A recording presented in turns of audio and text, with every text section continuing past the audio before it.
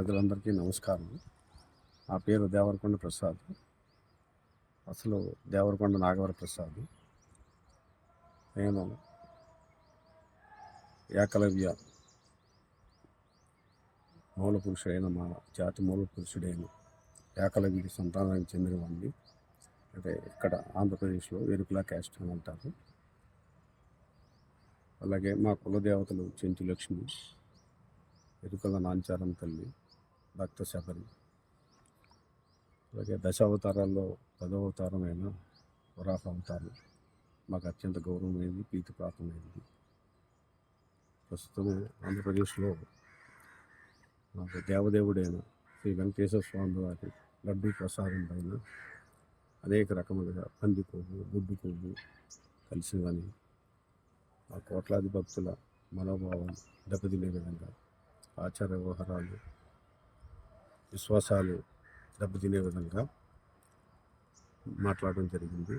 అట్లాగే మేము వెంకటేశ్వర స్వామికి అత్యంత భక్తులు. మా కులదేవత అయిన ఎరుకల నాంచారమ్మ ఎరుకు చెప్పడం వలన శ్రీనివాసుడు కళ్యాణం జరిగిందని చెప్పేసి ప్రసిద్ధి. మేమందరం ఎంతో భక్తి శ్రద్ధలతోటి, భయభక్తులతోటి వెంకటేశ్వర స్వామిని ప్రధాన దైవంగా కొలుచుకుంటాము. అటువంటి శ్రీవారి లడ్డూ ప్రసాదం మీద శ్రీవారి పట్ల అనేక రకాల దుష్ప్రచారాలు జరుగుతున్నందున మనస్తాపం చెంది తీవ్రమైన మనసు గాయపడి ఈరోజు కొల్లూరు పోలీస్ స్టేషన్ వచ్చి కంప్లైంట్ ఇవ్వడం జరిగింది. పోలీసు వారు కంప్లైంట్ తీసుకున్నారు.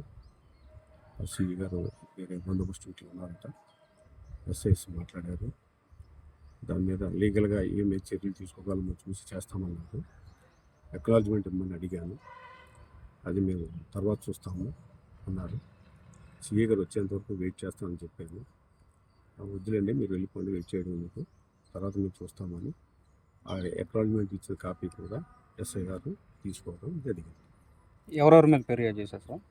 శ్రీ నారా చంద్రబాబు నాయుడు గారు, ఆంధ్రప్రదేశ్ సీఎం గారు, నారా లోకేష్ గారు, శ్రీ పవన్ కళ్యాణ్ గారు, టీటీడీ ఈవో శ్యామలరావు గారు, బిఆర్ నాయుడు గారు, ఈటీవీ అధినేత చెరుకు కిరణ్ గారు, వేమూరు రాధాకృష్ణ గారు, ఏబిఎన్, ఆంధ్రజ్యోతి ఛానల్ పేపరు, అట్లాగే ఈటీవీ, ఈనాడు పేపరు, అలాగే వంశీకృష్ణ మహాన్యూస్ ఛానల్, అట్లాగే ఈ డిబేట్స్ పెట్టి ఈ లడ్డూ ప్రసాదం పట్ల జిగుప్సాకరంగా మాట్లాడిన అందరిపైన, ఇంక్లూడింగ్ మీడియా మిత్రులు ఎవరైతే ఉన్నారో, అంటే ఈ ప్రసాదం దేవుడికి వ్యతిరేకంగాను, లడ్డూ ప్రసాదానికి వ్యతిరేకంగాను ఎవరెవరైతే కొంచెం ఎట్లా ఈ విధంగా వినడానికే జిగుప్స కలిగించే విధంగా డిబేట్లు పెట్టి అసభ్యకరమైన పదాలను ఉపయోగించారు,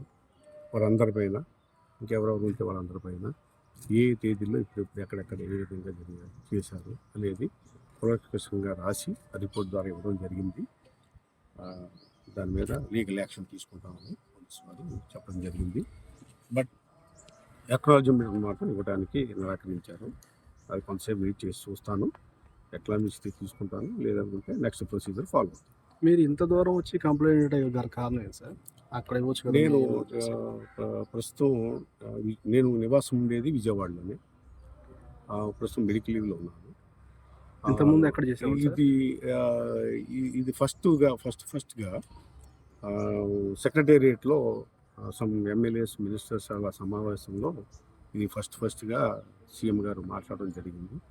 అందుకని చెప్పేసి పాయింట్ ఆఫ్ జ్యూరిడిక్షన్ ఇక్కడ వస్తుంది కాబట్టి ఇక్కడ రావడం జరిగింది. మీరు ఎక్కడ డ్యూటీ చేస్తున్నారు సార్ ప్రజెంట్? నేను యాక్చువల్గా డిటీసీ శ్రీకాకుళంలో ఉండాను. అక్కడి నుంచి మెడికల్ లీవ్లో వచ్చాను. ఆ తర్వాత నేను పీటీసీ అనంతపురం అటాచ్మెంట్ చేయడం జరిగింది. ఇంకా నాకు ఇష్టం లేక నేను మెడికల్ లీవ్ కంటిన్యూ చేస్తూ ఉన్నాను. ఈ సందర్భంలో ఇవన్నీ చూడడం వలన తీవ్రమైన మనస్తాపం చెంది నా మనసు గాయమై ఈ కంప్లైంట్ ఇవ్వడం జరిగింది. మీరు ఏదో వాలంటీర్ రిటైర్మెంట్ అడిగినా కూడా ఇవ్వటం లేదు, గవర్నమెంట్ ఇబ్బంది పెడుతుంది అన్నట్లుగా తెలిసింది. అంటే వాలంటీర్ రిటైర్మెంట్ ఇచ్చానండి. ఇస్తే అది డేట్ ఎక్స్పైరీ అని చెప్పేసి మళ్ళీ రిటర్న్ చేసి ఓకే. మరలా ఫ్రెష్ అప్లికేషన్ మరలా ఇవ్వడం జరిగింది.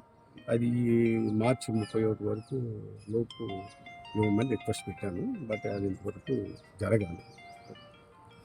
ఈ సరే. విషయం.